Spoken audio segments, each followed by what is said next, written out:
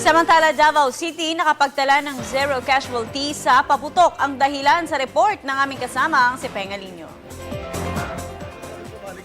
Wala ni sa mga naputukan ng firecracker sa buong Davao City.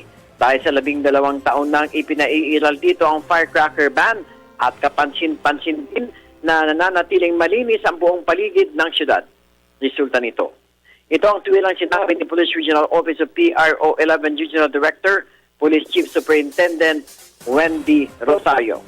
Samantalang sa Tagum City ay may 7 sugatan doon dahil sa paputok na dinala sa Tagum Regional Hospital at ang naganap lamang sa Davao ay ng isang babae at 3 pang iba ang nahulihan sa paputok na agad naman itong ikinulong.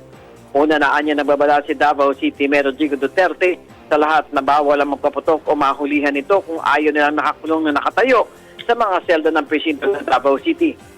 Inaasahan naman na 0 casualty pa rin ang darating na pagsalubong sa bagong taon sa Davao City.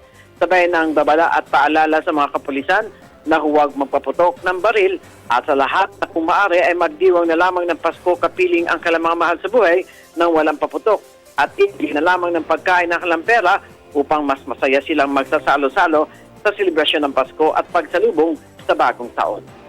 Para sa Telebisyon ng Bayan, Peng Alinio, Radyo ng Bayan, Davao.